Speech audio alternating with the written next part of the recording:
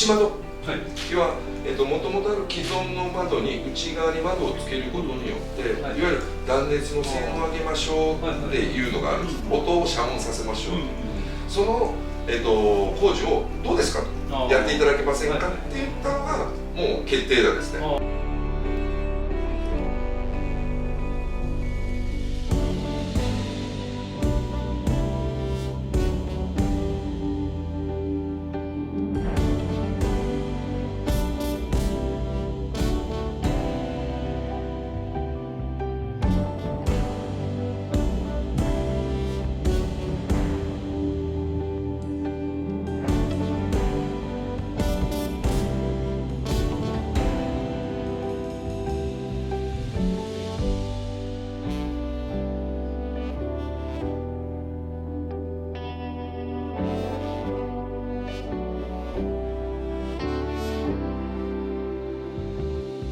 そうしてるうちに僕の構想の中でこの人とやっていったら面白いなっていうのはもちろんデザインもそうだったんですけど、物の考え方とか物の運び方がうちの安藤に似てたんですよ。そのラインを通して、もう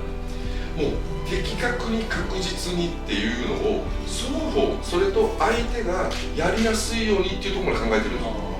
これってなかなかビジネスの中でできてないから結構多いんですよ。それが互いに、うちの安藤は僕もうずっと見てるんで、彼女はやるだろうね、失礼がないようにっていうところ、それを、変な話、僕らはお客さんとして工事を受けさせる側なんだけども、施主さんとしての回答以上にきちんとされてるっていうのがもう目の当たりに見えてきたんですよ。ますます惚れ込みますよね。この方なら同じ、ベクトルで進めていくのって成り立つかな。思考の回路が同じ人ってやっぱ同じ匂いするんですよ。だからすごく惹かれちゃった。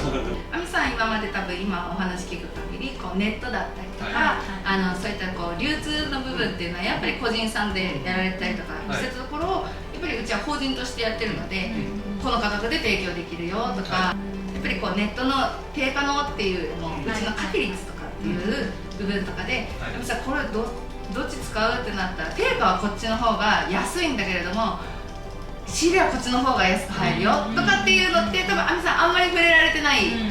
世界なのかなって思うんですよ。っていうところのなんかそういう部分とかも今後一緒に共有していけると、例えばコストパフ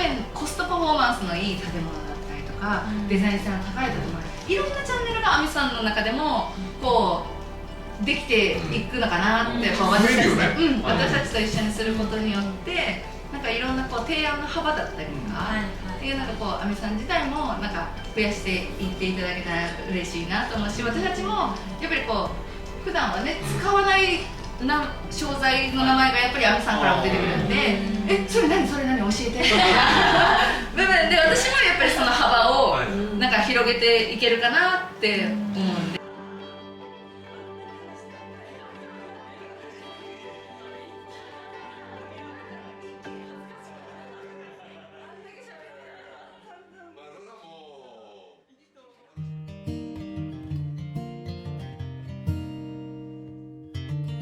I had it all figured out, knew which road I would go down, thought I could do it all on my own, but then you came around. When fate has its way and things fall into place,